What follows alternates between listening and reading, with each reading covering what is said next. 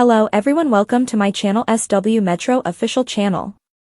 Kody Brown and his 4 wives, Mary, Janelle, Christine, and Robin, an experiment in modern polygamy sold as a testament to love's boundless, if complicated, capacity. Yet, the carefully constructed narrative has finally crumbled, revealing a truth far more sinister and far less sanctimonious than the one Kody preached from his pulpit of patriarchy. The 5th marriage, the one whispered about in fan forums and hinted at in the wives' strained confessions, was never to another woman. It was, and always has been, a monogamous union with the one true bride who consumed all others, the idolatrous worship of Kody Brown himself. And in a stunning turn of events, it was the quiet, pragmatic Janelle, the family's former financial bedrock, who finally stood before the cold, impartial authority of the law and systematically dismantled the man and the myth, exposing this 5th marriage for the hollow sham it has always been. This 5th marriage, the union of Kody and his own inflated ego, was a ceremony officiated by insecurity and consecrated by a desperate need for control.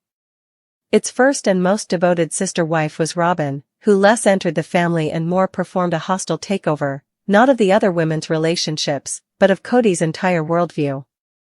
She became the high priestess of this new covenant, validating his every whim, mirroring his narcissism, and weaponizing her perceived victimhood to ensure her branch of the family tree received all the sustenance, while the others were left to wither.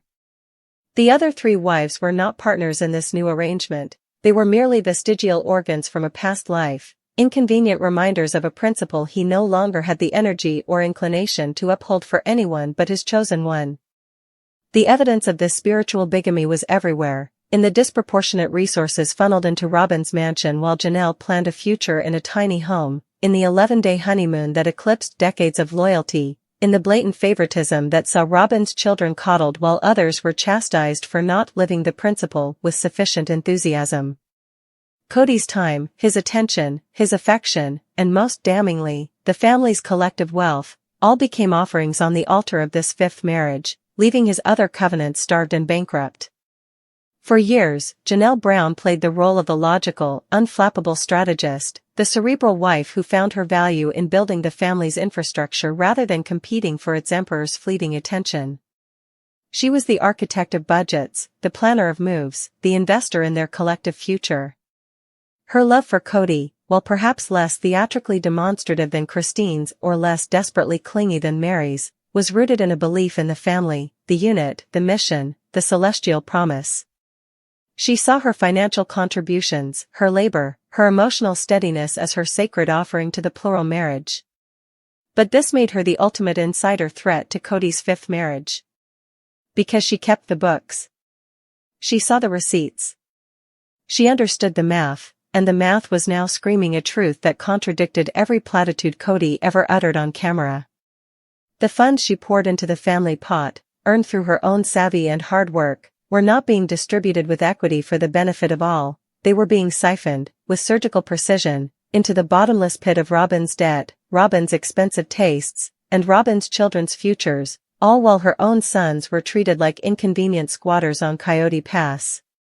Her awakening was not an emotional outburst, it was a forensic audit of her own life, and the balance sheet revealed a staggering deficit of integrity and a massive liability named Kody Brown. The breaking point was not a singular dramatic fight, but the chilling finality of Kody's COVID protocols, which he wielded not as a shield for health, but as a sword to legally and emotionally separate himself from the wives and children he deemed disobedient. In excluding Janelle's sons, he was excommunicating her. He was telling her, in no uncertain terms, that his 5th marriage to his own authority and to Robin's compliance superseded any earthly or celestial obligation to her. This was the catalyst that transformed the strategist into a plaintiff. The courtroom, therefore, was not a venue for emotional reconciliation, it was Janelle's chosen battlefield, the one arena where Kody's charisma, his gaslighting, and his manipulative sermons held no power. Here, there was only evidence, testimony, and the law. And Janelle came prepared with a ledger of betrayal. She didn't need to destroy his character with hearsay, she simply had to present the cold, hard facts of their financial life together. The paper trail was her Excalibur. One can imagine the devastating testimony, delivered with Janelle's characteristic calm, which made its impact all the more devastating. She would have presented documents showing the disproportionate allocation of family funds to Robin's household account. She would have entered into evidence the mortgage documents for Robin's $1 million-plus home, juxtaposed with her own years of renting and her stalled plans to build. She would have detailed the financial black hole that was MSWC, Robin's failed jewelry business that consumed vast family resources and labor while returning nothing. She would have testified to the tens of thousands of dollars in down payments, property taxes, and infrastructure costs paid into Kody Pass, an asset held in all their names, while her ability to actually use her lot was perpetually stalled by Kody's favoritism and financial mismanagement. Each document, each transfer, each line item was a brick in the wall of her case, proving not merely neglect, but a profound and calculated breach of fiduciary duty. Kody, as the self-appointed head of the family LLC, had a legal and ethical responsibility to act in the best interest of all its members.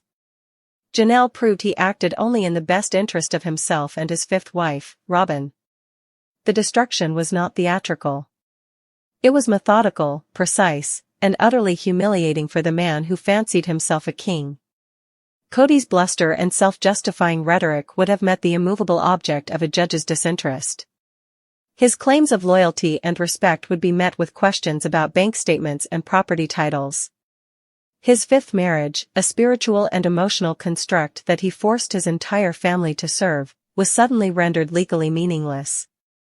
It held no weight against the promissory note, the deed of trust, or the partnership agreement. The court's judgment would have been a seismic repudiation of his entire leadership, likely resulting in a court-ordered partition of assets, forcing the sale of Kody Pass and a precise, equitable, not equal, division of the proceeds. It would have been a legal mandate for the financial divorce Janelle had already enacted emotionally. Janelle's victory in court is the final, unequivocal exposé of the entire sister wives facade. It proves that the rot was never just emotional, it was financial, structural, and legal. Kody Brown was not a patriarch leading his family to celestial glory, he was a poor CEO running a Ponzi scheme of affection and resources, where the last wife in got all the payout and the founding partners were left with worthless paper. By destroying him in court, Janelle did more than just secure her own financial freedom, she provided a public, legal, and incontrovertible record of his failure. She exposed the fifth marriage for what it was, a cult of one, a narcissistic fantasy that devoured everything in its path. Her victory is a testament to the power of quiet intelligence over loud arrogance, of facts over feelings, and of a woman who, after a lifetime of building a kingdom alongside a king, realized the king was a tyrant and the only path to freedom was to burn the castle down with the cold, unflinching fire of the law. The fifth marriage is finally, and forever, exposed not by rumor or revelation, but by the devastating power of a balance sheet that didn't lie, presented by the wife who could no longer be asked to pay for her own oppression. Kody Brown's alleged fifth marriage were exposed, and what makes the drama even juicier is that the takedown came not from Christine, not from Mary, not even from Robin, but from Janelle, yes, the wife who had for years been the steady, grounded, practical partner in the polygamous web of the Brown family, the one who fans had always described as the voice of reason, the quiet storm, the backbone holding the family's finances together. After seasons of watching Kody unravel his carefully constructed patriarchal dream, after decades of pretending that polygamy was the answer to spiritual fulfillment and family unity, the world is now watching the implosion of his life in real time, and nothing could be more symbolic of his downfall than the exposure of a secret fifth marriage that he allegedly thought he could keep hidden from the public, from TLC cameras, and most of all, from the women who had built his empire with him.